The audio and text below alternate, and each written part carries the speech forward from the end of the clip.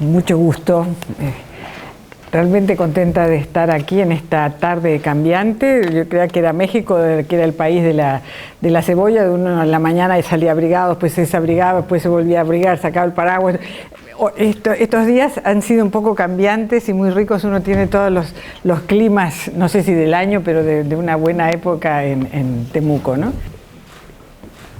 Recién con las presentaciones, las palabras, me vino a la cabeza un argumento que tenía en la obra de Todos, La fortuna conceso, que era de un viejo médico que iba visitando a sus pacientes. Esto era en el Renacimiento español y qué sé yo, y el tipo tenía que ver a un enfermo y para ver qué era lo que el enfermo tenía y que a ver si lo lograba, cierto, perdón, si se podía curar o no.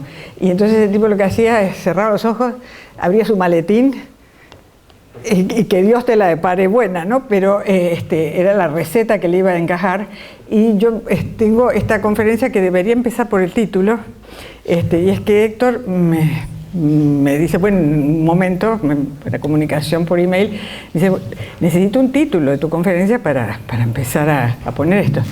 Y yo estaba desbordada de cosas, entre citas con hospitales, viajes, trabajo que tenía que terminar. Yo, ¿qué hago? ¿Qué le digo? Yo estaba armando una ponencia para un evento que tenía que dar en Lima. Aquí a ti le cambié el nombre, le saqué Lima y le puse Temuco. Pero el título lo habían puesto los que organizaban la reunión. Digo, bueno, el tema es un tema, ¿no? que nos apela a todos, nos convoca a todos, depende de cómo lo tratemos, ¿no? Y ayer justamente Ronald en algún momento me decía, bueno, vas a tratar el desarrollo, es como si fuera lenguajes de otra época o de otras ¿cómo se dice? Constituencies, de otros grupos, ¿no? de otros lugares.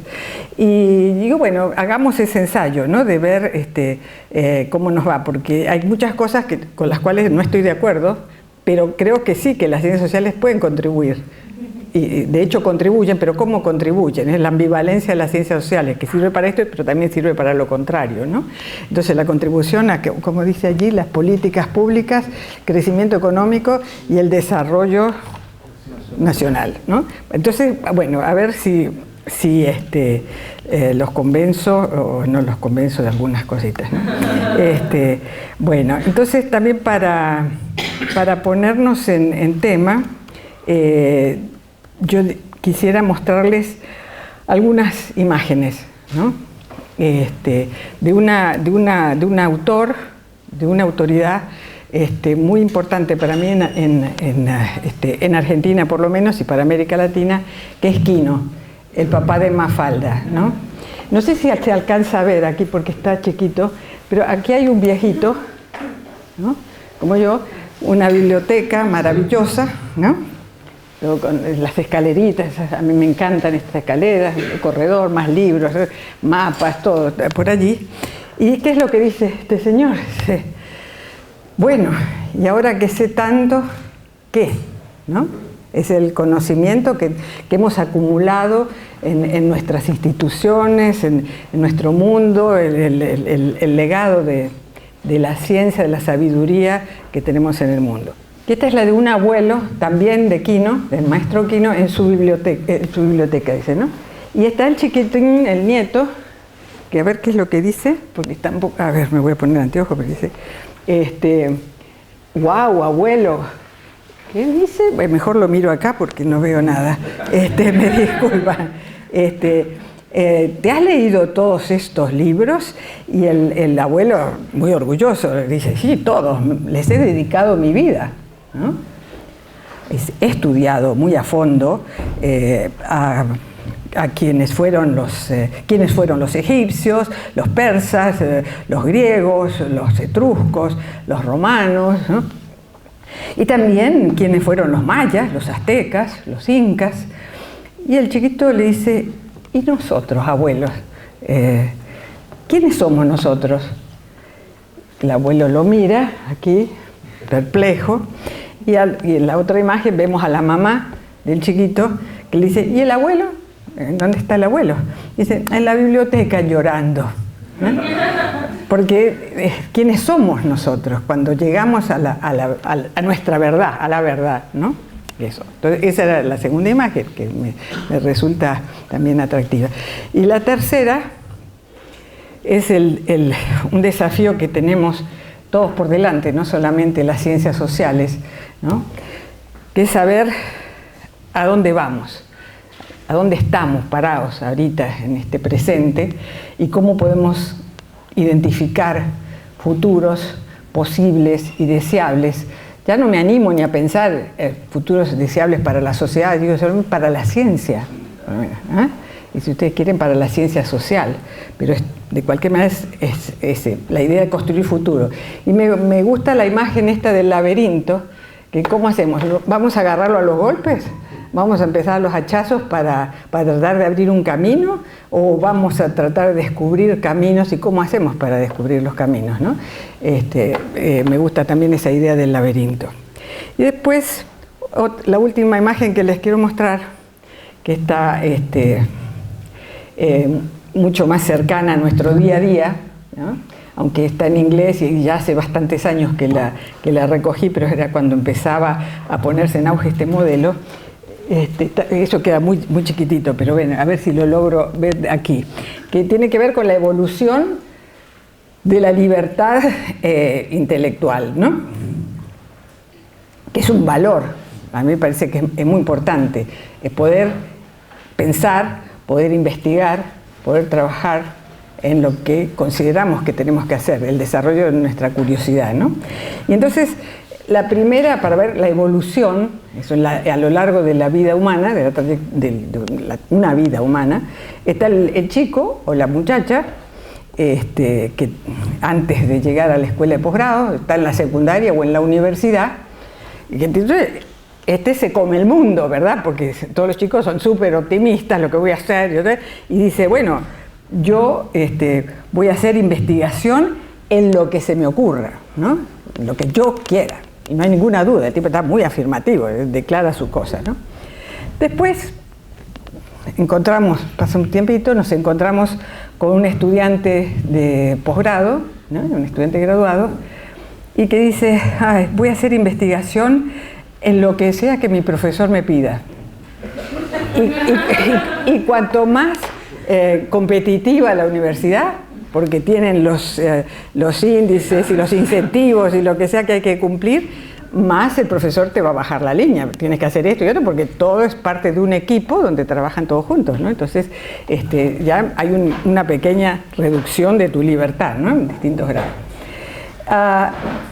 Logras graduarte, logras ingresar a la vida académica, en una universidad, en un instituto de investigación. Se supone que es un chiste, ¿no? Todo esto, pero así que tómenlo como tal, no se pongan a llorar después, ¿no? Ajá. Y la muchacha, aquí la vemos, ponen a una mujer, ¿no?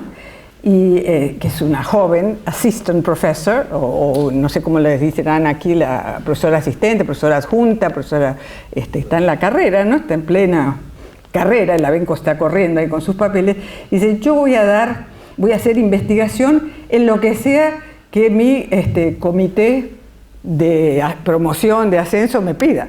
Tengo que satisfacer todos los cositos que hay que tildar y los requisitos que te piden la comisión respectiva de evaluación, ¿no?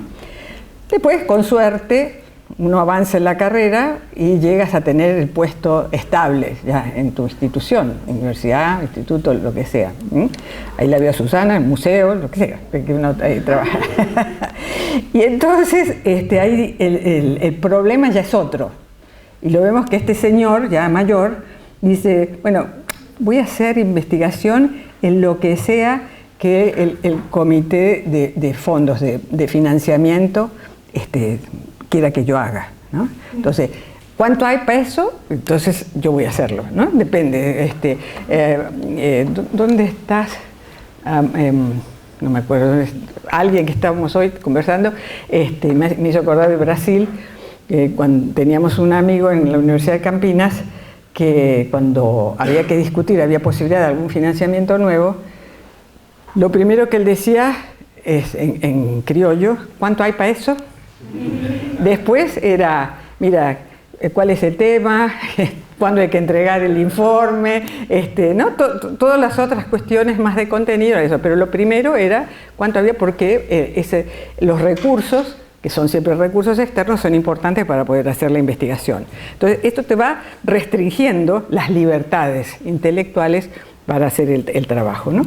Y después nos encontramos con un viejito o una viejita ya desarmada como yo, y que dice aquí el viejo, dice, bueno, voy a hacer investigación en lo que sea aquí, y págate, se muere. Y entonces vemos que el request in pace, ¿no? El RIP, que es Research in Peace. Va a poder hacer investigación cuando ya esté listo el hombre, ¿no? Bueno, estas eran imágenes para situarnos un poco en la temática que me gustaría conversar con ustedes, que tiene que ver un poco con las ciencias sociales, con dónde estamos y a dónde vamos con las ciencias sociales, ¿no? Y esto lo estoy planteando a nivel global, a nivel internacional. No estoy refiriéndome a una situación en concreto, ¿no? Como hago todos los disclaimers, nada que ver con la realidad, todo es ficción, así que no quiero entrar en ninguna pelea concreta. Bueno, tomo un elemento, el Informe Mundial de las Ciencias Sociales, que fue oficialmente el primer informe, en realidad fue el segundo, pero bueno, ese se considera como el primer informe, siguiendo la moda de los informes mundiales que distintos organismos y programas internacionales comenzaron a hacer en la primera década de este milenio. Entonces, los científicos sociales también decidieron que era oportuno tener una visión global de cómo estaban funcionando las ciencias sociales y qué perspectiva tenían a nivel mundial, ¿no? Entonces se quiso ver este tema de la ciencia internacional. Para esto, el Consejo Internacional de Ciencias Sociales y la UNESCO, que funcionan juntos porque la UNESCO es la que creó el Consejo Internacional de Ciencias Sociales, en 2010 hicieron esta publicación y ahí ese informe se propuso ofrecer realmente una revisión bastante abarcante, una revisión comprensiva del estado de las ciencias sociales en el mundo.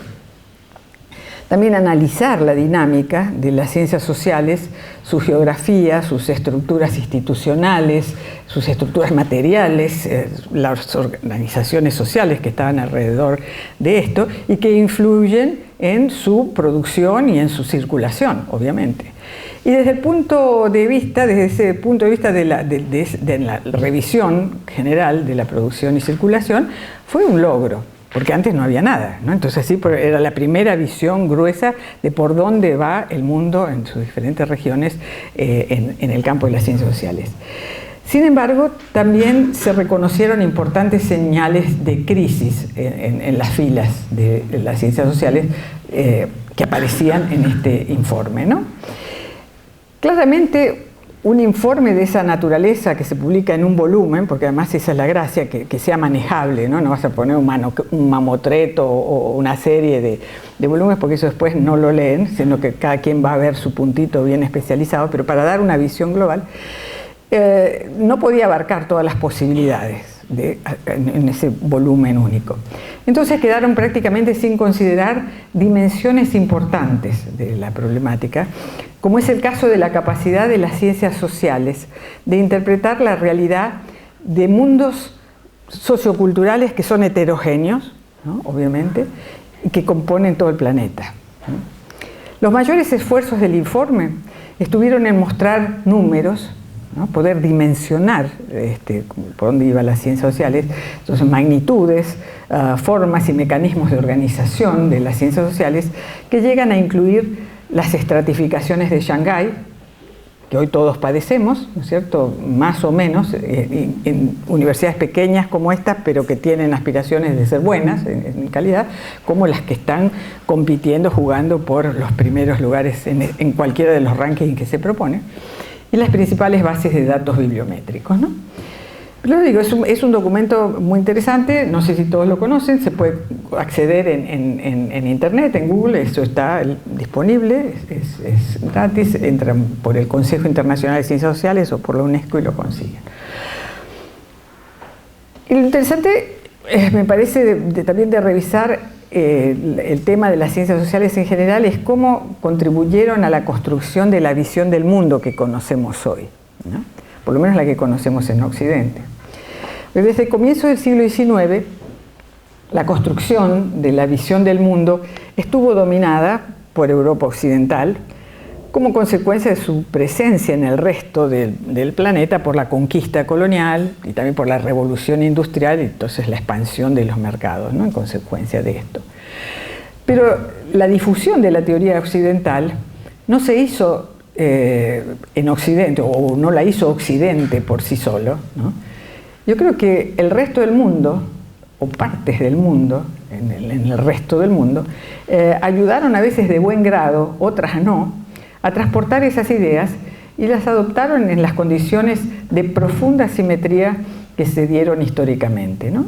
Entonces la idea y luego los paradigmas de la modernización y del desarrollo, como quedó ahí en el título de mi presentación, tuvieron un peso fundamental en la dominación teórica e ideológica a través de la influencia de las ciencias sociales, con formatos y mecanismos sui generis de gran efectividad sobre la construcción y la justificación del mundo contemporáneo, ¿no? Y lo interesante es que los científicos sociales contribuyeron a dar forma a las maneras como llegamos a entender el mundo, ¿no? Y el siglo XX y el siglo XXI son producto de eso, porque muchos conceptos de las ciencias sociales entraron inclusive en el lenguaje cotidiano que manejamos todos, ¿no? Entonces, cuando vemos el contexto actual, el contexto en el que funciona hoy la ciencia social, vemos que es un contexto, por un lado, de crisis, mientras que crece la ciencia, porque sigue creciendo, las ciencias sociales han crecido exponencialmente, es una explosión de gente, de estudiantes, de profesionales, de publicaciones y todo esto, ¿no? Hoy las ciencias sociales se enseñan en la mayoría de las universidades del mundo. La cantidad de estudiantes y profesores ha aumentado rápidamente, más rápido que en el resto de las ciencias, incluyendo las ciencias duras, ¿no? Por supuesto, y las ingenierías. Hay una aceleración en la cantidad de libros y artículos producidos en las lenguas más variadas. Las publicaciones se diseminan rápidamente gracias a las TICs, ¿no? La experticia en ciencia social está en gran demanda entre los diseñadores de las políticas, los medios, el público en general, y sin embargo, pese a ese éxito, las ciencias sociales no logran institucionalizarse como lo hicieron las ciencias naturales, ¿no? Se reprocha, por ejemplo, a los economistas por no haber previsto las crisis del 2008, las del 2010-11, por dar asesoramientos contradictorios al manejar estas crisis, etc. Se acusa a los sociólogos y cientistas políticos de fallar en la identificación de las principales tendencias o de ser demasiado críticos de la acción pública, de cierta acción pública, ¿no? Hay una explosión de subcampos y una hiperespecialización que también se ve con malos ojos, porque no faltan las acusaciones a los científicos sociales de ser demasiado teóricos y de estar demasiado alejados de los problemas sociales candentes, junto con la hiperespecialización, etc., ¿no? Se critica a las ciencias sociales por no proporcionar respuestas claras a las cuestiones claves del día, por no ser capaces de ofrecer conocimiento científico frente a las complejidades actuales. Y algunos políticos y diseñadores de política consideran que las ciencias sociales son un lujo. Y en varios países han venido actuando en consecuencia, inclusive con propuestas de suprimir, de sacar las ciencias sociales porque somos países pobres o porque tenemos otras urgencias o porque tenemos otras prioridades, ¿no? Entonces, bueno, la ciencia social es un lujo. Parémonos un poquito aquí. Yo voy a decir que no, que las ciencias sociales son indispensables, ¿no? ¿Son indispensables para qué? Son indispensables para entender cómo es que los humanos interactúan entre sí y con el ambiente, para dar claridad a nuestra comprensión de cómo actúan los individuos, cómo evolucionan las sociedades, cómo se adaptan a los cambios, para introducir sabiduría. Yo tenía aquí escrito sabiduría racional, pero ya tengo un rollo en la cabeza con si es racional, irracional o qué demonios es, que prefiero no mencionarlo, ¿no? Entonces lo dejo así, sabiduría. Cada cual lo asimila como quiere. En los temas económicos, en los temas sociales, políticos, personales, que antes solían manejarse a través de creencias, de la tradición o de la religión. Esta es otra sabiduría la que proponen las ciencias sociales, pero sabiduría al fin. Para encarar desafíos globales como la pobreza, el SIDA, el cambio climático, la crisis alimentaria, la falta de agua, que requieren cambios en el comportamiento humano, tanto como los nuevos descubrimientos en la ciencia actual. Sin embargo, la existencia de tremendas desigualdades en las capacidades de investigación y la fragmentación del conocimiento traban la capacidad de las ciencias sociales de aportar respuestas a los desafíos de hoy y de mañana. Y entonces vemos uno de los datos que resultan más incómodos o más molestos, o para mí más criticables, es la funcionalización de las ciencias sociales y de las ciencias en general, y aquí voy más allá de las ciencias sociales, como recursos de la competición económica global, ¿no? Si bien la difusión de la ciencia se amplió con el tiempo, también indujo cambios en la noción misma de ciencia. Es decir, la cientificidad también cambió y cambia constantemente porque es un producto histórico, ¿verdad? Se volvió más frecuente enfatizar la permeabilidad de la ciencia al mundo externo a través del mercado, ofertas de financiamiento, demandas de la sociedad civil o más concretamente de sociedades anónimas o de responsabilidad limitada, o sea, gobiernos, clientes particulares, lo que ustedes quieran. En el proceso de desarrollo y transformación de las ciencias en general, también se fueron desarrollando las ciencias sociales y adquiriendo cada vez más su carácter de cientificidad, que en algún momento se les cuestionaba, ¿no? Y a alguna gente todavía les cuestiona. Lejos de estar aislada, la ciencia, incluyendo la ciencia social, llegó a ser percibida como estando estrechamente entrelazada con la estructura económica, política y social. Y esto implicó admitir toda una nueva serie de limitaciones y posibilidades. En el último cuarto del siglo XX hubo toda una eclosión de estudios institucionales de la actividad científica en diferentes países, ¿no? Y nunca antes la política científica nacional e internacional había sido tan estimulada. Nunca se había hablado tanto de políticas públicas, por ejemplo.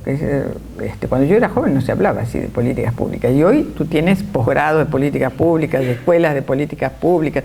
En fin, eso es una temática que ha entrado allí. Y tampoco tantos investigadores sociales habían evaluado la producción científica y general, no solamente la social, sino fundamentalmente la otra, la de los científicos duros. Eran los científicos sociales los que en última instancia estaban haciendo esa evaluación a través de la cienciametría y de otras cosas.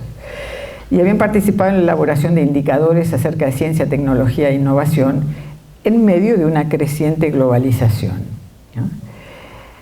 Entonces ahí es interesante ver el momento cuando las ciencias naturales descubren a las ciencias sociales.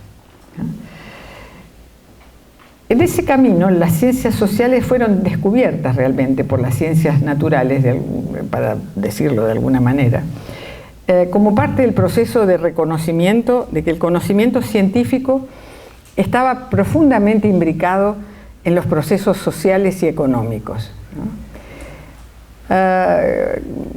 Pues los científicos duros empezaron a darse cuenta que cosas que ellos hacían desde el punto de vista de la ciencia y para la ciencia, al final tenían consecuencias sociales que ellos, en las cuales no habían pensado, que no manejaban. Y bueno, entonces, ¿qué pasaba? Y había respuestas a veces de los científicos sociales y, vengan, ahorita vienen a decirnos que arreglemos todo el desastre que hicieron ustedes. La ciencia, históricamente, y la tecnología, históricamente, ¿no? Las ciencias sociales decían, no, nosotros ahí no entrábamos, porque eso lo hicieron ustedes solos. Y ahora nosotros tenemos que limpiar el desastre que dejaron. No, déjenos a nosotros tranquilos con nuestros estudios, de problemas sociales, y hay todavía una resistencia en muchos lugares a estudiar los problemas de la ciencia o con la ciencia, con esa otra ciencia, con la ciencia dura, ¿no?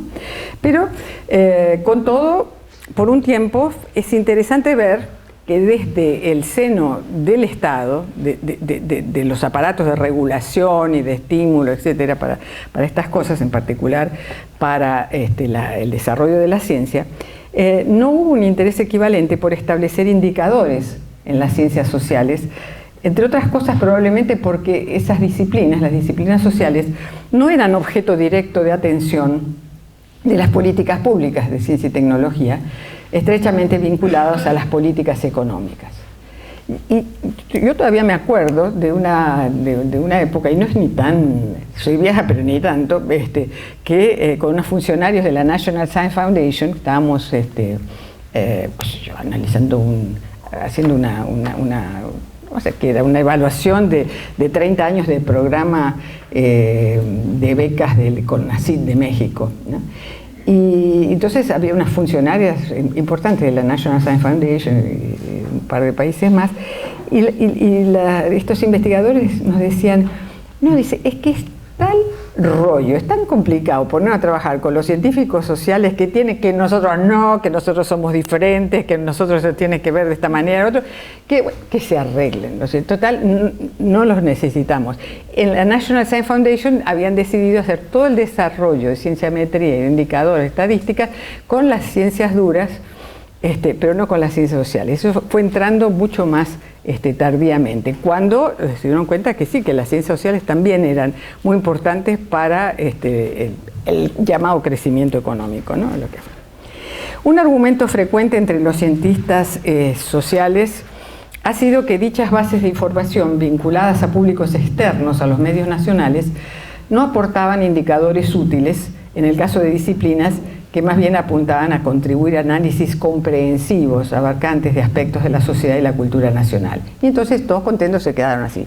Pero ahora sí hay indicadores, y ahora sí nos evalúan, y ahora sí entramos dentro de todo ese ámbito, ¿no? Del cual antes podíamos decir nos escapábamos, no teníamos nada que ver. Algunos de los temas envueltos remiten a la pregunta sobre qué es ser científico o qué tipo de conocimiento o verdad producen las ciencias sociales. Es indudable que muchas de las características clásicas de la ciencia están a menudo presentes en la investigación social, especialmente donde hay un tratamiento cuantitativo. Pero incluso donde el aparato conceptual está tan alejado de las ideas de sentido común, se reconoce que un practicante de las ciencias sociales, si está bien formado, posee una comprensión e información sobre el mismo que simplemente no está disponible al público lego. Sin embargo, las técnicas descriptivas, cuantitativamente precisas, no están acompañadas por una teoría correspondientemente convincente de predicción, y los conocimientos profundos que ofrecen las ciencias sociales no son consensuales, ¿no? De lo que no hay duda es que las ciencias sociales son muy diferentes respecto de las ciencias físicas y naturales, ¿no? Entonces ahí todavía tenemos problemas, pero lo interesante es que ya se está dando la posibilidad de trabajar juntos, y ya hay muchos grupos que interdisciplinariamente están trabajando juntos y haciendo cosas muy interesantes, científicos sociales con científicos duros, ¿no? Bueno. En este informe del 2010, una de las cosas interesantes que aparece sobre la situación mundial de las ciencias sociales, aparece el tema de las brechas de conocimiento social, ¿no? Disparidades en capacidades de investigación y fragmentación del conocimiento. Se encuentra, por ejemplo, una brecha geográfica, ¿no? Hay grandes disparidades dentro de una misma región y también entre regiones. Eso sale, estamos hablando del planeta Tierra, ¿eh? Una desigual internacionalización del conocimiento, esto para ti.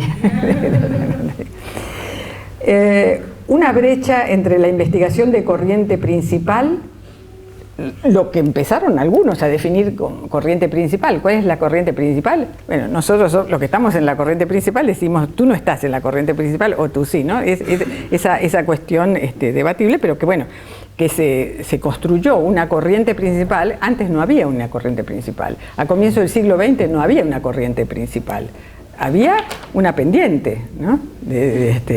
Donde la gente se ubicaba en distintos grados, más local y más internacional, pero no había una cosa de lo que era la corriente, el mainstream, ¿no? Además hay que decirlo en inglés para que suene bien. Y enfoques alternativos, ¿no? Las divisiones entre las disciplinas de las ciencias sociales y las ciencias naturales, que es una de las brechas que se está tratando de superar en este momento.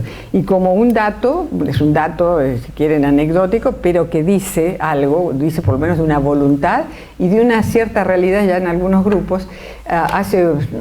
El tiempo pasa rápido, ya no me acuerdo si es un año o dos, pero se fusionaron a nivel internacional el Consejo Internacional de Ciencias Sociales con el Consejo Mundial de la Ciencia. Antes teníamos ICSU, que era la gran asociación internacional que aglutinaba a las distintas asociaciones mundiales de físicos, de matemáticos, de químicos, de astrónomos, bioquímicos, de lo que ustedes quieran. Y por el otro lado, los pobres, que eran los de ciencias sociales, y que además estaban peleados, no hacían las elecciones que tenían, unos años se borraban de un país o del otro, siempre con un lío, ¿no?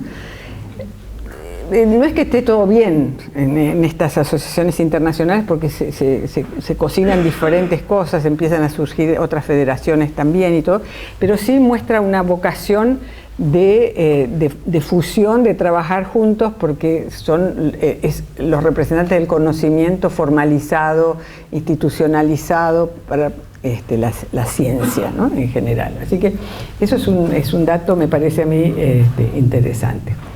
El efecto de competición resultante de los nuevos métodos cuantitativos de gerencia, eso también genera brechas. Entonces aparecen los rankings que hemos mencionado recién, sea los del Times Literary Supplement o sea los de Shanghai, sean los que sean, y el financiamiento de los proyectos, porque hay plata para algunos y no hay plata para otros, y hay más dinero para unos que para otros, etc. Las interacciones y las divisiones entre los académicos y la sociedad, y entre los académicos y los diseñadores de política también, que tienen ciertas exigencias porque están mucho más ligados a la dinámica económica, que también necesitan tomarse en cuenta en los países, ¿no? Bueno, hay factores que en estas brechas que se observan están minando las capacidades que hay y las que pudiera haber. Una de esas brechas, y uno de esos factores, digo, que intervienen en las brechas, es la fuga de talentos, que era una palabreja que estaba de moda hace años, porque justamente era muy intensa la fuga de talentos, pero no es que se pasó. Ahora se habla de otras cosas, queda mucho más elegante hoy hablar de circulación de competencias, y entonces está bien, porque el mundo cambió, ¿no es cierto? Ahora circulamos todos en red y esto y lo otro. Y es cierto, vamos a hablar más de eso, pero que hay fuga de talentos desde el punto de vista de lo que todavía se consideran países, ¿no? También eso es cierto y hace daño. La fuga de talentos continúa reduciendo dramáticamente las capacidades de investigación de los países vulnerables, contribuye a cambiar la geografía mundial de las capacidades de las ciencias sociales. La fuga de talentos comienza con la migración de estudiantes que van a estudiar al extranjero, y un dato interesante para tener en cuenta es que la atracción y retención de estudiantes extranjeros se ha vuelto un elemento clave de la competición internacional actual por capital humano, ¿no? Yo he escuchado, conversando con la rectora de la Universidad Libre de Berlín, que decía que ellos ya tenían prácticamente el 40%, creo, hace ya unos 5 años atrás, 6 años, 40% de los estudiantes que tenían eran internacionales, ¿no? Y entonces ellos trataban de captar los mejores estudiantes y buscan los mejores cerebros. Entonces, los pueden seleccionar, y el que tiene más recursos es el que selecciona mejor y los junta, los agarra, y tú los perdiste, y eran tus estudiantes, ¿no? Y entonces, en ese sentido, hablamos de brechas que se siguen generando, ¿no? Algunos centros académicos atraen a los investigadores a escala regional. Por ejemplo, Sudáfrica, en África, si usted se pone a pensar lo que es África y lo que ha perdido como pérdida de talentos, es muy importante. Pero los países occidentales, principalmente Estados Unidos, continúan atrayendo a la mayoría de los estudiantes y los investigadores, ¿no? La comercialización de la investigación es otro elemento que hace perder fuerza en términos de capacidades. Aquí vemos que esta comercialización de la investigación resultó en la multiplicación de actores no estatales fuera de las universidades, financiadas por medio de una variedad de fuentes de financiamiento. Si bien ha contribuido a dar alguna visibilidad y credibilidad a las ciencias sociales, también ha sido negativa en cuanto a la calidad de la investigación y la capacidad institucional. La comercialización de la investigación es particularmente fuerte en algunas áreas, como los estudios de pobreza, los estudios de género, el SIDA, cambio climático. Adquirir o recuperar las capacidades de investigación requiere acciones simultáneas en los niveles individual, organizacional y sistémico, ¿no?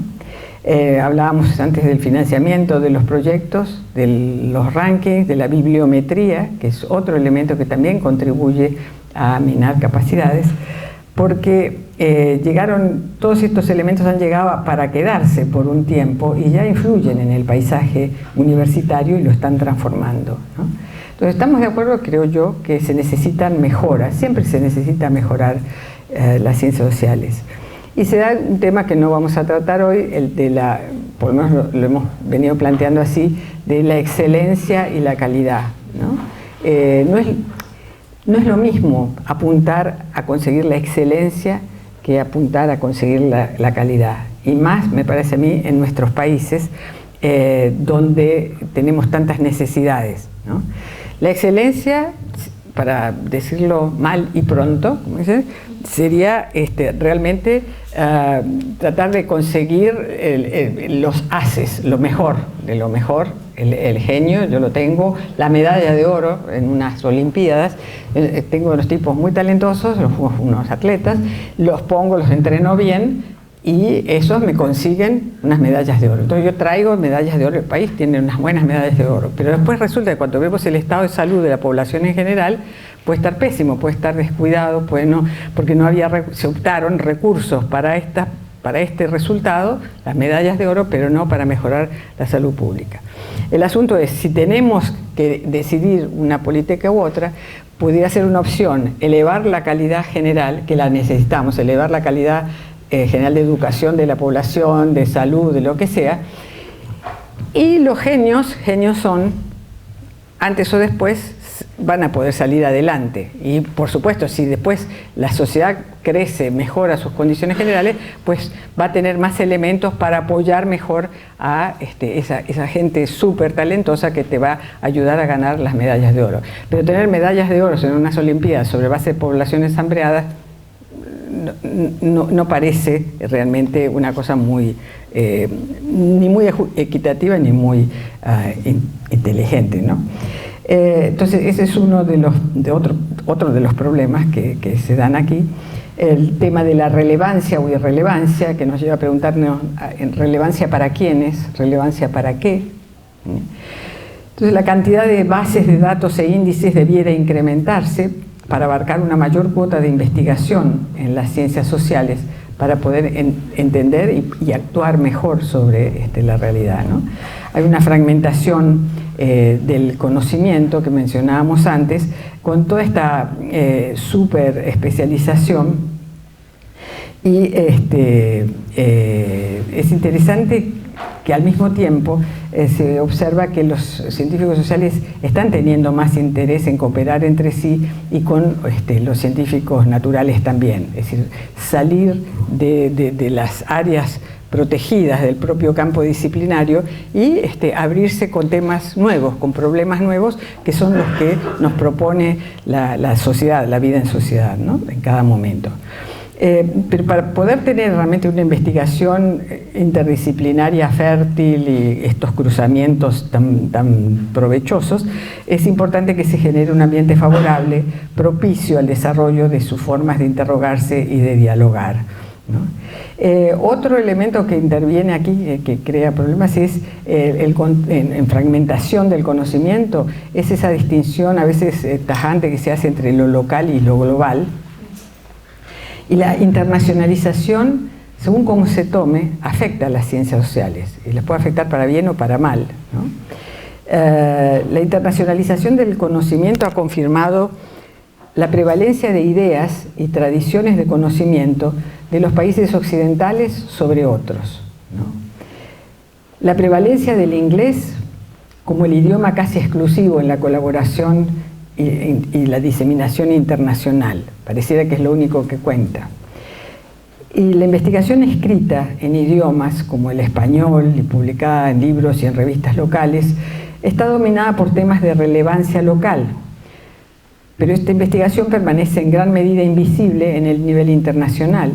Y el nivel internacional es fundamental, porque las ciencias sociales necesitan convertirse en verdaderamente internacionales, pero tenemos que conseguir una internacionalidad que no sea tan provinciana, ¿no? Que no sea tan dependiente de una hegemonía que se nos impone nada más de una partecita del mundo, cuando ahora el mundo no OSD. Yo sé que Chile hizo un enorme esfuerzo para entrar en la OCDE, pero resulta que el mundo no OSD es mucho más grande que el mundo de la OCDE, con mucha más gente, ¿no? Y ese mundo está caminando en este siglo XXI y justamente tenemos que hacer un mundo en el que estemos todos, ¿no? Ese es un desafío de la internacionalidad, por eso el internacionalismo es muy importante, pero no podemos estar así en contrapuestos en lo global, que signifique cierto tipo de globalidad, y si no lo local encerrado para que no nos ataquen, nada más, ¿no? Entonces, cómo nos movemos allí es muy complejo, es muy difícil, pero es un problema que tenemos. Entonces, bueno, yo creo que las ciencias sociales empiezan a medir fuerzas frente a otros modelos de cientificidad, posibles y reales a veces, ¿no? Hoy están más maduras, tienen mayor presencia, entonces comienzan a hacer preguntas de forma más frecuente y sistemática acerca de categorías sociales y tradiciones de pensamiento que hasta el pasado reciente eran ignoradas o relegadas bajo el peso de formas canónicas de conocimiento científico social creadas en Occidente, proponiendo diferentes conceptos, aproximaciones y enfoques metodológicos. Por eso es que agradezco muchísimo la invitación de Héctor y de los colegas de poder estar aquí en esta región del mundo donde uno puede palpar algunos de estos dilemas, ¿no? Y de estos problemas y de estas potencialidades de comunicación. En América Latina y el Caribe, en los 70, el enfoque de la dependencia proporcionó una oportunidad de examinar críticamente la hegemonía de la teoría de la modernización. Y ahí resultamos originales los latinoamericanos, ¿no? Ahorita, hace poco, bueno, ya hace más de un año que la vengo conociendo y la vengo leyendo y viendo, una muchacha que está ahorita en Alemania y que cuando llega, no socióloga, antropóloga, no sé, de que había hecho su doctorado en La Plata, llega a Alemania y su tutor en Rostock, para el postdoc, le propone que analice la recepción de la teoría de la dependencia en Alemania. Y esta chica había trabajado en otros temas en su universidad de origen, no tenía menor idea de esto. Bueno, sabía de Fernando Enrique Cardoso y de Enzo Faleto, y hasta ahí, ¿no? Y dice, no, pero mira, tienes que trabajar sobre Heinz Sonntag, un venezolano. Un alemán, un alemán en Venezuela, ¿no? Bueno, esta chica se pone a trabajar y resulta que encuentra Y Heinz era mi amigo, por eso a mí también me sorprendió mucho, era una faceta de Heinz Sontag que yo no conocía, pero también una de la historia de las ciencias sociales que no conocía. Ella encuentra que Heinz Sontag, que se va a Venezuela en plena época así de despelote, con guerrilla, con movimiento estudiantil, la universidad tomada, las residencias estudiantiles tomadas, represión del ejército, en fin, todas estas cosas que en América Latina conocemos. Y esto es la década, finales de 60, comienzo de 70, y este alemán que llega allí a ver con una novia, venezolana polaca, y claro, se fascina con lo que encuentra en el país y empieza a escribir cartas, y lo que esta chica ahora encuentra son miles de cartas, a ti que te gustan las correspondencias, hacer análisis de archivos, encuentra miles de cartas y materiales que Heinz empieza a enviar a la principal casa editora de Alemania, diciendo, señores, paren todas esas cosas que ustedes están haciendo y escribiendo y publicando en América Latina, sobre el mundo, porque en América Latina están pasando cosas muy interesantes, ¿no? Y tienen que hacer conocer eso en Europa. Y entonces yo me ofrezco a traducírselo si necesitan, y empieza a mandarles trabajos. Y en ese momento estaba ahí exilado Darcy Ribeiro, había montones de gente, estaba Oscar Barzazki, estaba todo el mundo, habían recalado por el exilio en Caracas, en Venezuela, y bueno, y Heinz fue el responsable realmente de la introducción en sociedad, si ustedes quieren, del enfoque de la dependencia, que después es traducido al francés y al inglés en Europa vía Alemania. Porque esas son las cosas que no se entiende, esos circuitos de las ideas que van circulando, y fue entre otras cosas porque este alemán que después se quedó a trabajar en un centro de estudios del desarrollo y fue una de las figuras de las ciencias sociales en todas esas décadas, murió hace poco, teoría de la dependencia, ¿no? Enfoque de la dependencia. Un área en la cual fuimos originales los latinoamericanos, ¿no? Pero que los juegos de la vida en la ciencia social hace que las cosas circulen, y por eso me encanta lo que tú estás trabajando de circulación de ideas, de conocimiento y todo esto, ¿no? Bueno, y yo me estoy demorando demasiado, ¿no? Pero bueno, vamos a ver cómo cerramos. A ver. Las críticas que aparecen ahora en esta fase en la que nos encontramos en el presente, hay críticas desde nuevos espacios institucionalizados en el mundo. Y vemos que tanto científicos sociales como científicos duros, ¿no? los de las ciencias duras, latinoamericanos, asiáticos, africanos, etc., comenzaron a desafiar las teorías sociales desarrolladas en Occidente, basadas en experiencias europeas o norteamericanas, reconociendo la realidad económica y social de las grandes regiones mundiales. Mientras las ciencias sociales clásicas del siglo XIX en Europa habían reflejado cambios sociales europeos y fueron brillantes en la construcción de las disciplinas sociales, de las ciencias sociales, ¿no? Y estamos pensando en los padres fundadores de las ciencias sociales, ahora investigadores sociales asiáticos, africanos y latinoamericanos repensaban esas teorías sociales y empezaban a proponer a veces conceptos, nociones, como fue el enfoque de la dependencia u otros, basados en los cambios sociales del este de Asia, de África subsahariana, de América del Sur. Y aunque los grupos de investigación no son tan grandes en tamaño ni tan poderosos en recursos todavía, ya son más en su conjunto, porque son más gente, ¿no? Y pudieran llegar a desafiar la hegemonía de Occidente en las ciencias sociales, llevando a una nueva transformación de la ciencia, ¿no?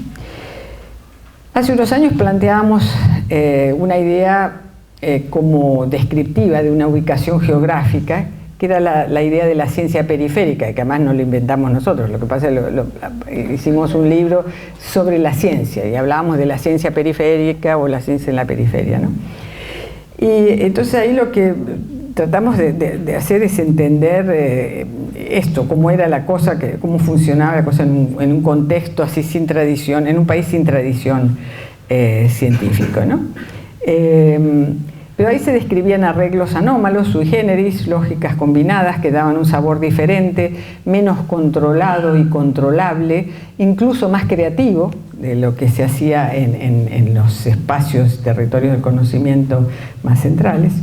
Y la consecuencia previsible era la posibilidad de autonomías relativas variables en la adaptación dinámica de los conocimientos adoptados.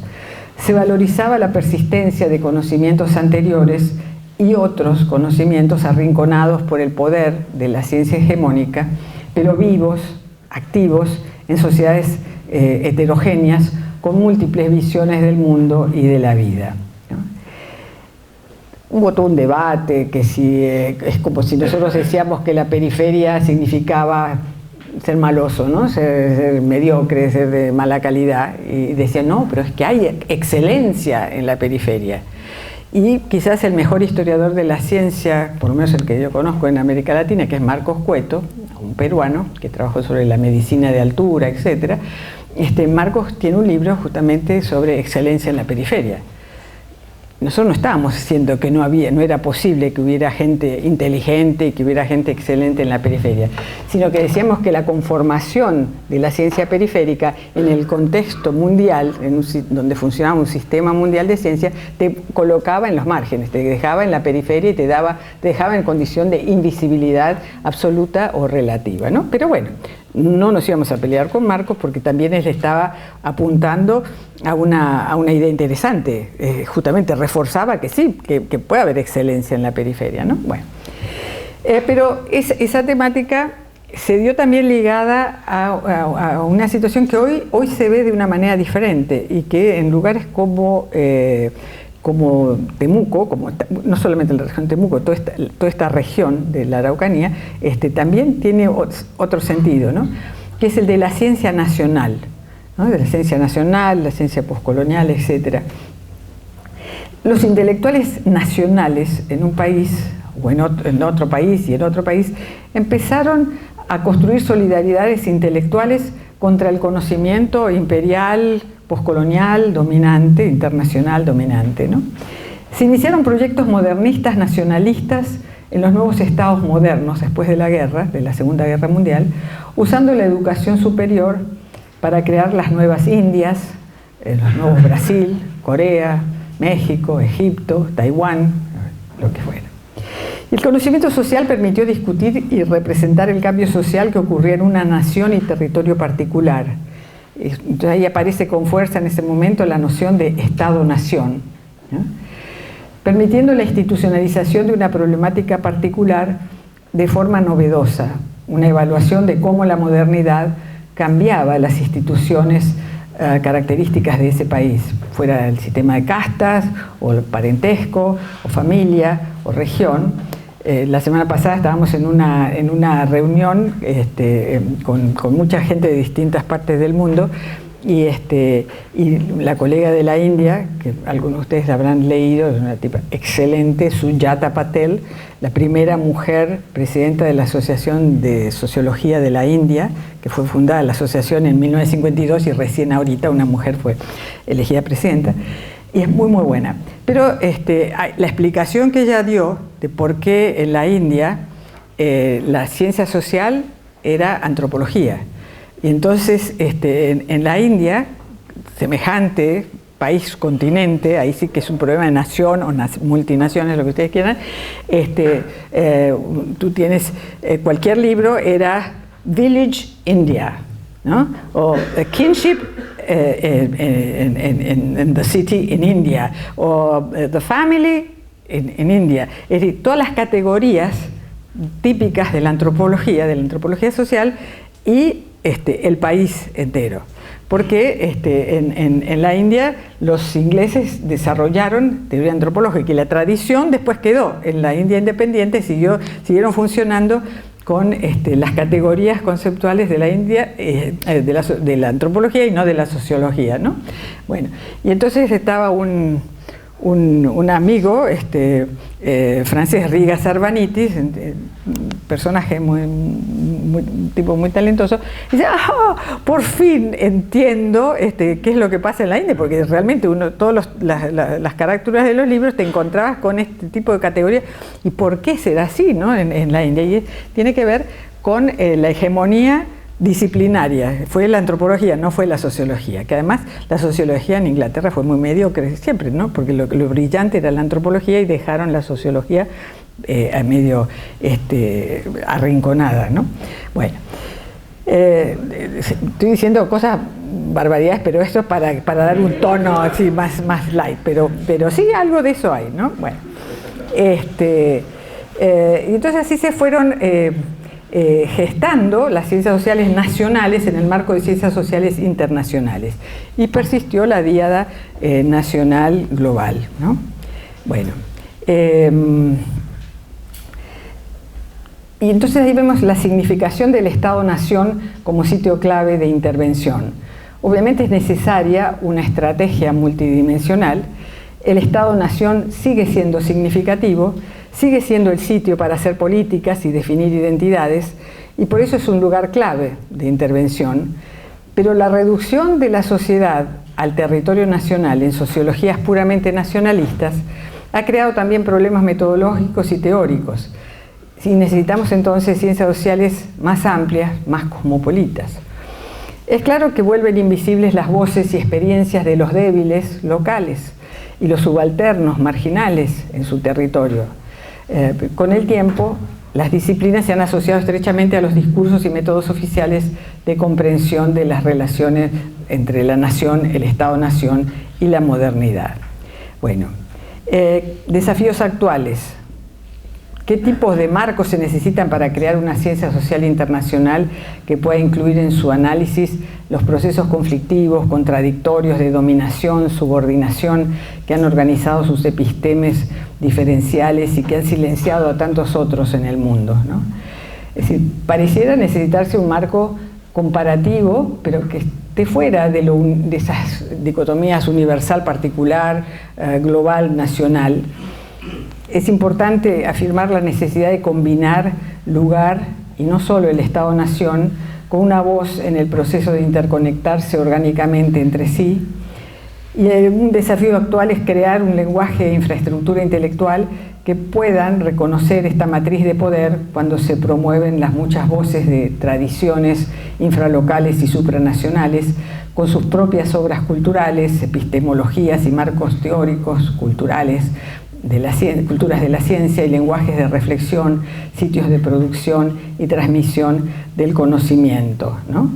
Hay múltiples conceptualizaciones de lo que se pudiera hacer. Algunos hablan de modernidad global, otros de entanglements, otros de cosmopolitismo, de diversidades, en fin, hay muchos conceptos que se han venido usando, pero yo quisiera, aquí vuelvo a lo del título inicial, que las ciencias sociales tienen mucho que ofrecer a las agencias estatales, nacionales e internacionales, por lo que decíamos al principio, ¿no? Que la evidencia y las teorías de las ciencias sociales proporcionan maneras de dar sentido del mundo, ¿no? Lo cual no es un logro menor en el complicado entramado multidimensional de la actualidad.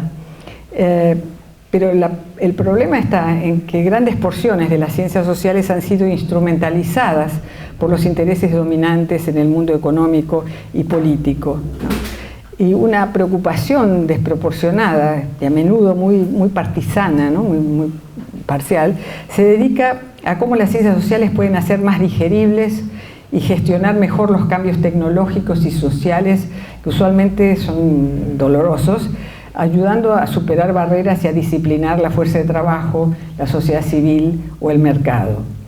La democratización política y social reclama que la agenda de políticas incorpore la cuestión irresuelta de las necesidades sociales y el bienestar colectivo. Y eso requiere un nuevo enfoque. Entonces, ¿las ciencias sociales tienen algo valioso que decir sobre la ciencia? Si no, callen para siempre, ¿no? Bueno, yo por lo menos puedo decir de la partecita nuestra chiquita de los estudios sociales de la ciencia, creo que ayudaron a poner en perspectiva a la institución científica, sus límites y algunas de sus derivaciones, ¿no? Los problemas de hoy, que envuelven las interacciones entre culturas múltiples, incluyendo las distintas culturas de la ciencia, que hay y muchas culturas dentro de la ciencia misma, se convierten en un nuevo desafío a enfrentar. La ciencia, producto cultural, participa de una realidad cultural que también es múltiple y como ella está en movimiento y sujeta a cambios sorprendentes. Y paro aquí porque ya hablé demasiado. Gracias.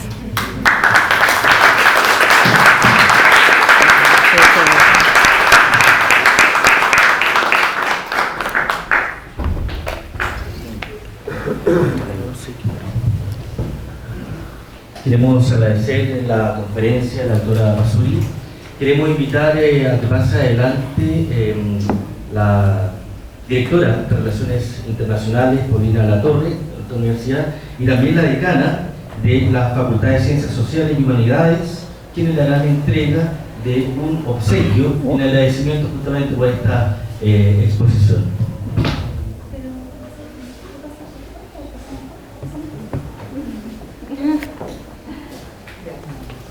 Le invitamos, doctora, que pase adelante. Es un regalito institucional. Ay, uy, se me está perdiendo esto. Con algunas informaciones propias de Buenísimo, buenísimo. Bueno, muchísimas gracias. Reiteramos el aplauso entonces por esta exposición de la doctora Masuri. Y la decana para decir algunas palabras. Bueno, la verdad es que vamos a entregarle un pequeño reconocimiento a la doctora Eve Besuri, un reconocimiento que es a su trayectoria y también al aporte que ella ha hecho a todo el pensamiento de las ciencias sociales, particularmente desde esta mirada que ella nos ha compartido ahora, y que tiene mucho de lo latinoamericano. Entonces, este es un reconocimiento que es primera vez que hacemos algo así en la facultad, la verdad, ¿no? Lo está inaugurando. Uy, qué buena. Esperamos entregar muchos otros reconocimientos como este en el futuro, pero este es muy importante porque es el primero. Así que... Bueno, gracias. Muchas gracias. Muchísimas gracias a ustedes. Ay, qué lindo. Bueno, a ver, distinción honorífica a la doctora Eve Besuri por su destacada trayectoria y aportes a las ciencias sociales. Temuco, Chile, 11 de julio del 2019. Realmente son gracias muy sentidas. Muchas gracias.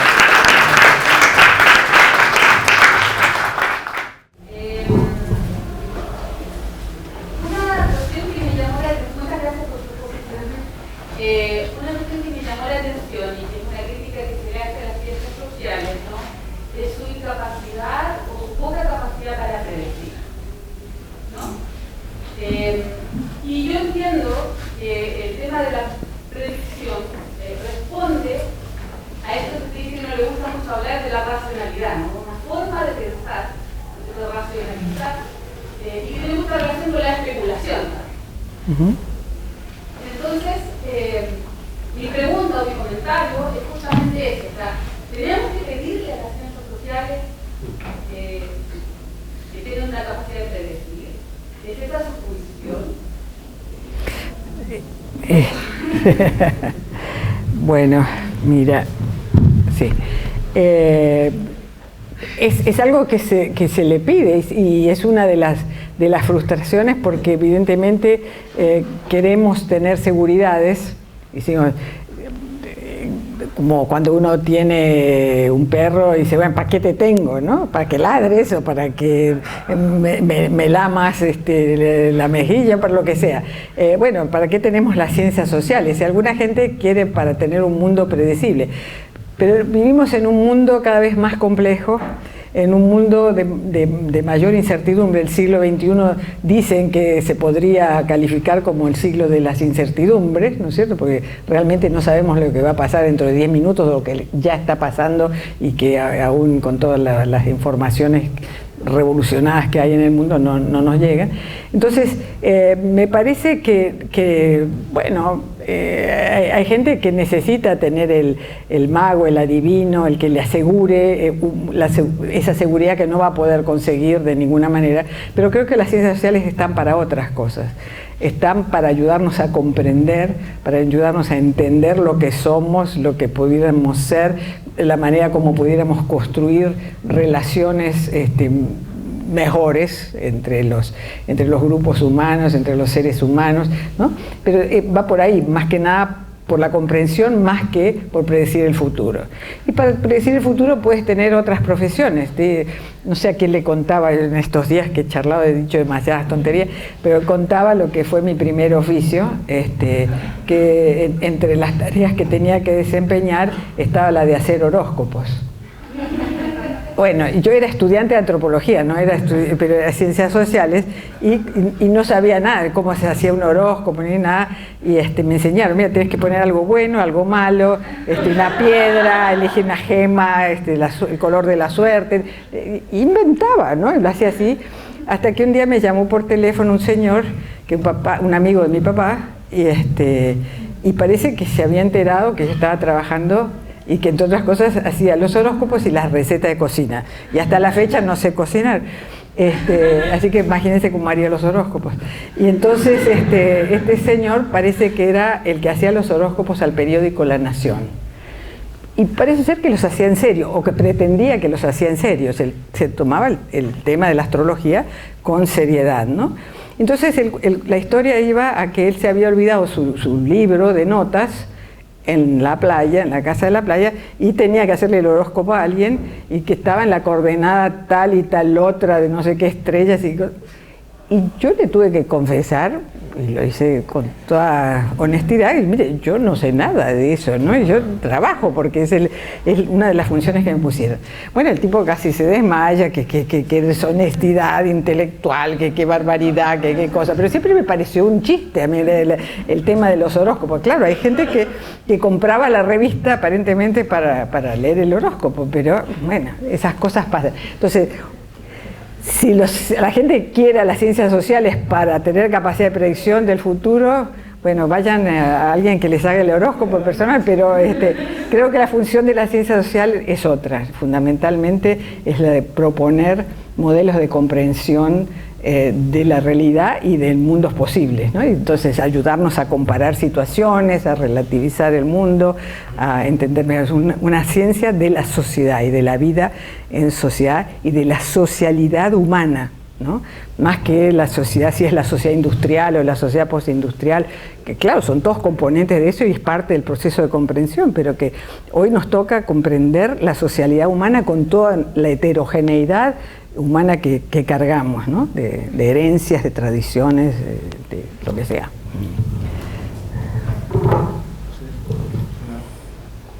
Pregunta, comentario. Ahí está esta muchacha. Quería preguntar, es que desde esa misma como comprensión que se logra hacer desde las ciencias sociales, que al menos yo tengo la sensación de que muchas veces se queda como estancada esta comprensión en la academia y nunca sale, o a veces sale, no quiero tener. Pero, ¿cómo hacer que esta comprensión llegue y haga un aporte como desde las políticas públicas? Quizás es muy concreta la pregunta, pero para escuchar qué opinas. No es bueno, lo de las políticas públicas puede ser concreto, ¿no? Pero lo importante de tu inquietud es eso, cómo hacer para que llegue, ¿no? Y para que llegue ampliamente y no nada más a un conjunto de personas. Una de las enfermedades que padecemos actualmente, me parece que en las ciencias en general, no solamente en las ciencias sociales, es justamente la enfermedad de la evaluación que tenemos, que ha llegado a deformar el quehacer de la ciencia social, del científico social, cuando lo importante se convierte no en el mensaje, en el contenido de lo que tú estás haciendo, sino en si está citado, si aparece en el índice tal cual o tal otro, no sé qué, ese tipo de cosas, y que sirve para un ejercicio aritmético de cuántos papers, de bla, bla, bla, en fin, lo que se necesita a nivel institucional como engranaje de un sistema que nos escapa, que nosotros no controlamos, y que entonces nos dicen que eso es porque se revisa que uno publique en lugares de mayor impacto, en lugares mejores de corriente principal y qué sé yo. Pero uno, a ver, tú publicas en inglés, a mí me ha ocurrido tener que publicar papers en revistas que no se vendían, no había suscripciones en mi país, en Venezuela, ¿no es cierto? Porque eran muy caras. Entonces tú le pedías al editor de la revista que te mandara, y dice, no tiene suscripción, no se lo puedo mandar. Entonces una vez conseguí, de casualidad, en un evento, a el señor que era el representante de Scopus, que es la gran base de datos que realmente es un monstruo empresarial, es una de las industrias más ricas que hay del mundo, y que él estaba recién inaugurado en la oficina de Sao Paulo, que era la oficina para América Latina, ¿no? Y lo conozco en un congreso, no sé de qué país era el tipo, y le digo, oye, mira, yo tengo mi paper, que lo publicaron, no me acuerdo en qué revista era, y no puedo acceder a mi paper. Si yo no puedo acceder, menos nadie, porque en Venezuela ninguna biblioteca lo tiene, porque era ya caro y no había dólares. Y entonces el tipo, bueno, sí, ok, yo te mando un PDF, pero por favor no digas, ni lo difundas, ni nada, porque no lo puedo hacer, totalmente prohibido. Y entonces, así es como conseguí un PDF de mi propio paper. Todavía no existía la muchacha la rusa que tú puedes acceder al sistema, que me parece totalmente fantástico eso, ¿no? Como una iniciativa que ayuda, liberadora, etcétera, para acceder a la... Esa perversión está que nos han encerrado en un circuito donde no importa llegar a la gente, llegar a tu público, donde tú propones una solución, un modelo de comparación de situaciones, etc. No importa eso, lo que importa es que tengas suficiente cantidad de paper para que puedas seguir cobrando el sueldo el año que viene. Eso está mal, la cosa no debe ser así, ¿no? ¿Cómo podemos hacer para que se resuelva? Ya hay países, hay declaraciones, hay asociaciones, los alemanes, los europeos ya vienen luchando con fuerza, tratando de que las cosas no sean de esa manera y que realmente uno pueda encontrar diferentes públicos. Y hay instituciones que tratan de hacer esto, de conseguir distintos públicos. Yo también lo he comentado en estos días, en algún momento conversando con gente, casos como el que conocí más de cerca de la Universidad de Helsinki, donde se le propuso a los investigadores que se ubicaran ellos mismos, que dijeran de qué forma querían ser evaluados. Porque eso, yo estoy de acuerdo, que la evaluación es interesante, ¿no? Porque también no podemos, a veces la gente también se pasa de revoluciones y no hace nada o no hace lo que tiene que hacer en un trabajo, estamos todos trabajando. Pero entonces les dijeron, ¿cómo quieren que lo evalúen? Y ahí cada grupo se evaluó en 5 categorías importantes. Y algunas de esas categorías o publicaban en revistas locales, o publicaban en folletos, o hablaban por radio, o tenían programas de televisión, o de danzas folclóricas y no sé qué más, lo que fuera. Estaban haciendo una tarea útil de comunicación, de un mensaje, de trabajo con un público, que eran distintos públicos. Y todo eso se fue juntando a lo largo de 5 años y después se iba evaluando, ¿no? Y se llegó a un juicio final para ese lapso, para esos 5 años, de cómo producían, qué hacían, cómo se podía mejorar, qué era lo que se había aprendido del ejercicio. Porque tenemos que aprender también qué significa evaluar y qué es lo que estamos evaluando y cómo estamos evaluando. Entonces, tomemos todas estas herramientas así como experimentos, ¿no? Y tratemos de poder dialogar con los poderes públicos, que son los que nos están encajando estas directivas que rigidizan y deforman mucho el campo, ¿no? Pero la gente quiere llegar es decir, los científicos sociales quieren llegar a los distintos públicos, ¿no? Pero no tienen tiempo, no tienen condiciones y el discurso se va enrareciendo y eso está mal, ¿no? Y somos nosotros mismos los que nos damos cuenta que está mal. Pero bueno, nada dura para siempre, así que hay esperanza. Gracias.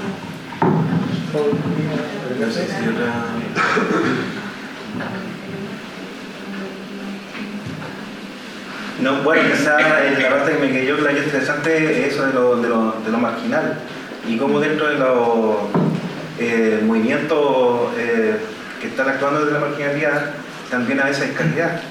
O sea, no a veces, hay calidad. Ya me estaba y esa calidad a veces no se representa en los espacios que se han institucionalizado para las ciencias sociales o también, digamos, para la otra ciencia. Entonces, a veces se puede desarrollar una actividad para académica así como con los mismos rasgos, ¿no? La misma función que puede ser más efectiva también, porque yo creo que en parte el sujeto investigador social, el campo mismo de estudio, si no prende en la sociedad, creo que tampoco tiene mucho sentido, ¿no? O sea, si se hace una torre de marfil nomás y vive para eso, ¿no? No creo que sea tanto, y a veces esos otros movimientos que vienen de fuera con esa calidad, con ese mismo ejercicio para académico, ¿no? De extensión, quizás desde otras epistemologías también, ¿no? Fundamentando ontologías, ¿no?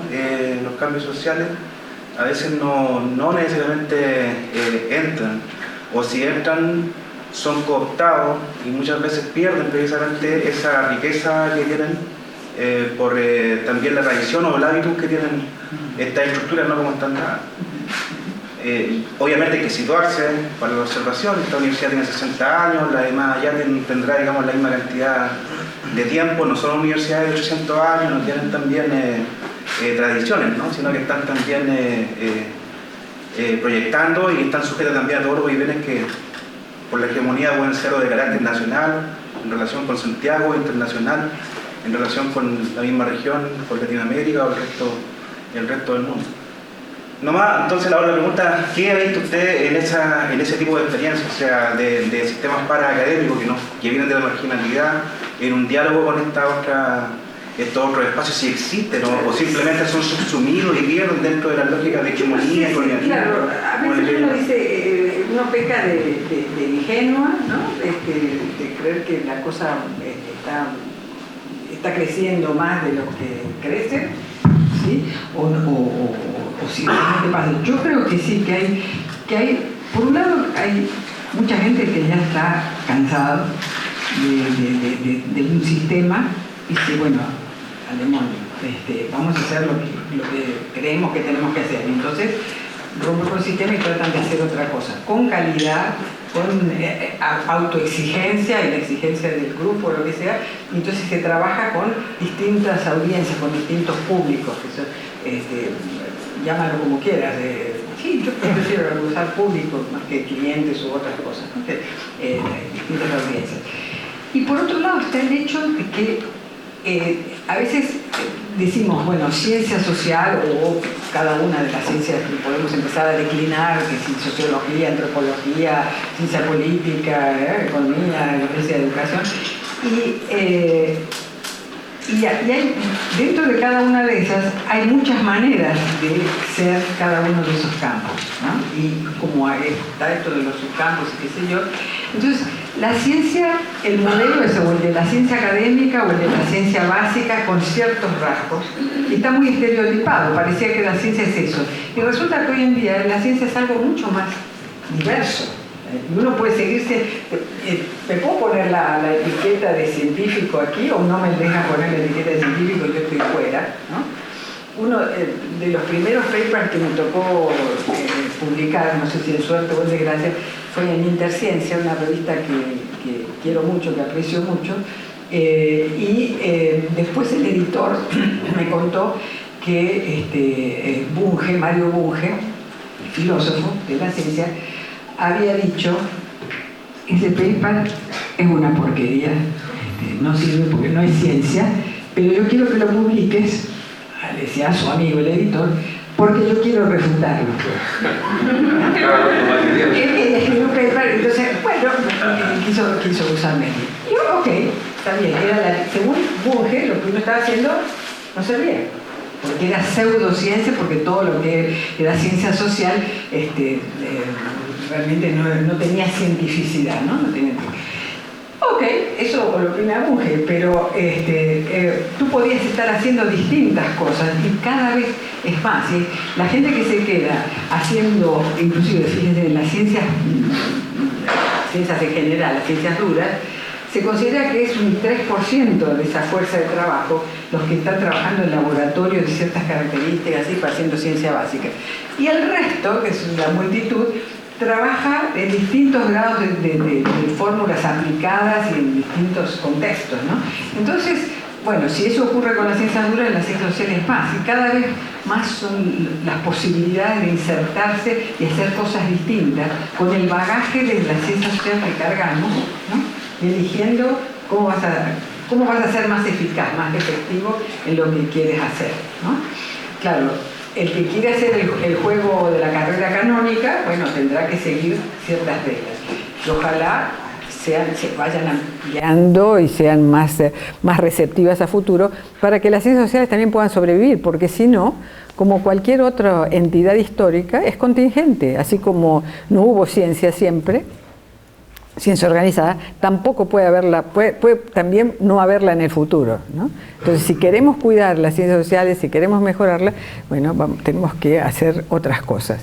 Pero ya, de hecho, hay mucha gente que se inserta para hacer cosas desde la ciencia social que son como tú dices, ¿no? Que son marginales al campo académico, pero no son menos científicas por eso, ¿sí? Están en otro frente de lucha y tienen otras salidas, ¿no? Entonces, depende también de la amplitud, de la comprensión, de la generosidad a veces que uno encuentra en contextos particulares, que son siempre campos de lucha, de confrontación, pero es la realidad. No hay nada más. Ciencia es lo que se hace en la academia. ¿Quién dijo eso? No, no es así, ¿no? Entonces, eso me parece que es una cosa bonita que tiene la ciencia, que está distribuida en tantos lugares, ¿no? Por supuesto, siempre va a haber lucha por la hegemonía, bueno, ok, pero el mundo es ancho, y como decía Atahualpa Yupanqui, es ajeno de cualquier manera, entonces, bueno, puede uno sacar su guitarra y ponerse a tocar distintas cosas. ¿Terminamos? Sí. Muy bien. Bueno, muchas gracias por un rato placentero.